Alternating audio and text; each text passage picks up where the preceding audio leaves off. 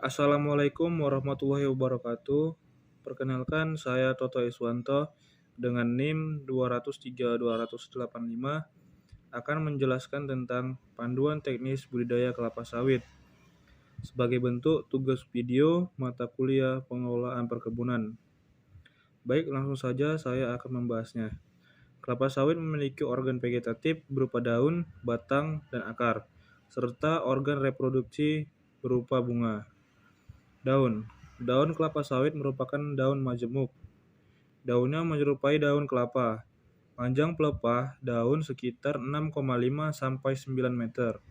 Dan semakin pendek pelepah daun, semakin banyak kelapa sawit yang dapat ditanam persatuan luas, sehingga semakin tinggi produktivitasnya. Selanjutnya batang. Umur ekonomis tanaman sangat dipengaruhi oleh pertambahan tinggi batang per tahun. Semakin rendah pertambahan tinggi batang, semakin panjang umur ekonomis tanaman. Batang mempunyai fungsi salah satunya sebagai struktur yang mendukung daun, bunga, dan buah. Lanjut ada akar. Fungsi dari akar itu sendiri untuk menunjang struktur batang di atas tanah, menyerap air dan unsur hara dari dalam tanah, sehingga salah satu alat respirasinya. Sistem perakaran kelapa sawit merupakan sistem akar serabut, terdiri dari akar primer, sekunder, tersier, dan kuaterner. Selanjutnya ada bunga. Kelapa sawit merupakan tanaman monoecious, artinya bunga jantan dan bunga betina terdapat pada satu pohon. Kemudian buah. Buah pada kelapa sawit atau biasa kita sebut sebagai brondolan terkumpul di dalam tandan. Dalam satu tandan terdapat sekitar 1.600 brondolan. Tanaman muda akan menghasilkan 20-22 tandan per tahun. Jumlah tandan buah pada tanaman tua sekitar 12-14 tandan per tahun. Lalu pada ekologi kelapa sawit dapat tumbuh pada jenis tanah benzolik, latosol, hidromorfik, kelabu, aluvial, dan regosol. Nilai pH optimum adalah 5 sampai 5,5. Kenapa? Sawit menghendaki tanah yang gembur, subur, datar, dan memiliki lapisan solum yang dalam tanpa lapisan padas. Untuk tahap pertumbuhan utama skala BBCH yaitu: pertama, perkembangan tunas. Kedua, perkembangan daun. Ketiga, pembentukan tunas-tunas samping. Keempat, pemanjangan cabang. Kelima, organ perbanyak vegetatif. Keenam, kemunculan tunas utama. Ketujuh, perkembangan buah. Kedelapan, pematangan buah dan biji. Selanjutnya, bab 2, pembibitan. Di samping jenis tanah, kualitas bibit merupakan faktor utama yang paling menentukan tingkat produksi. Dengan demikian, perlu pengelolaan pembibitan dengan memperhatikan 3 faktor utama, yaitu pemilihan bibit unggul, pemeliharaan bibit selama di pembibitan, dan juga seleksi bibit. Lanjutnya, bab 3, penanaman kelapa sawit. Yang pertama ada pemancangan. Pemancangan dilakukan untuk menentukan tempat yang akan ditanami kelapa sawit sesuai dengan jarak tanam. Kemudian pembuatan lubang dan pemupukan lubang tanam. Pembuatan lubang tanam dilakukan minimal 1 bulan sebelum dilakukan penanaman dengan menggunakan alat ukur. Keempat, bab 4, identifikasi pokok. 1. Identifikasi abnormal pada fase vegetatif. Pada bagian vegetatif, gejalanya antara lain sebagai berikut: bercak oranye, bertunas kurus akibat hama, pokok raksasa tetapi tidak berbuah. 2. Identifikasi abnormal pada fase generatif.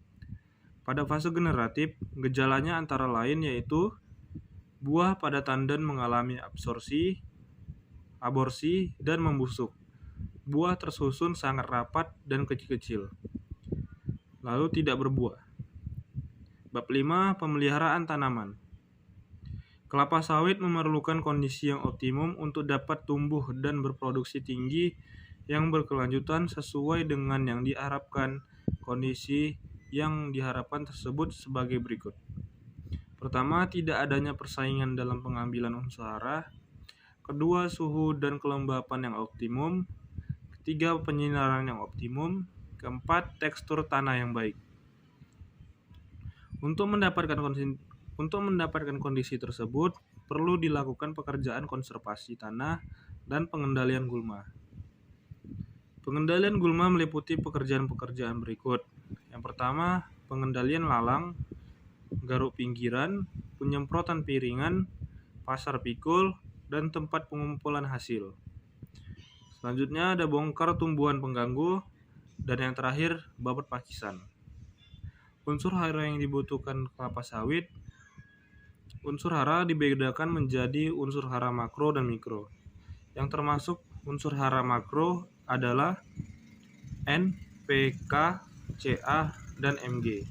Unsur hara mikro adalah unsur hara yang dibutuhkan tanaman dalam jumlah sedikit. Apabila kurang stabil saja, pertumbuhan tanaman akan terganggu. Dan apabila kelebihan sedikit saja, tanaman akan keracunan. Berikut merupakan unsur hara yang diperlukan dan gejala yang ditimbulkan jika kekurangan unsur hara. 1. Nitrogen. Jika kekurangan nitrogen, daun akan menjadi pendek dan eras. 2. Fosfor. Jika kekurangan ini, akibatnya batang dan tandan akan mengecil. 3. Kalium. Akibat jika kekurangan kalium, yaitu daun terdapat bercak berwarna kuning. Kemudian unsur hara boron. Jika kekurangan unsur hara ini, akibatnya bagian ujung akan memendek. Kemudian kita akan membahas tentang pemupukan.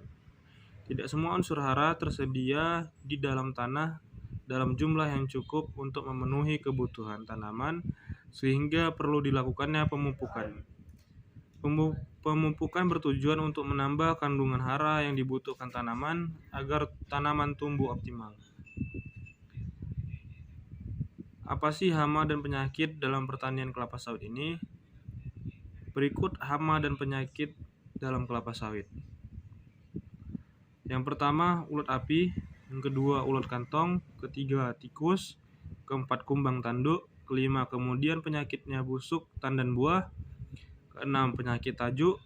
Ketujuh, penyakit busuk pada pucuk. Tanaman kelapa sawit memerlukan kondisi air tanah yang baik agar dapat tumbuh subur dan berproduksi tinggi. Untuk menghindari kelebihan air, maka pada tanah gembur dan daerah rendaman dibuat parit. Agar parit yang sudah dibuat dapat berfungsi dengan baik, diperlukan perawatan parit. Nah, sekarang kita sudah ada di topik terakhir, yaitu tentang pemanenan kelapa sawit. Sasaran utama perkebunan kelapa sawit adalah hasil tandan buah yang segar, tinggi, dan rendaman yang tinggi, serta asam lemak bebas yang memenuhi standar pemasaran dunia.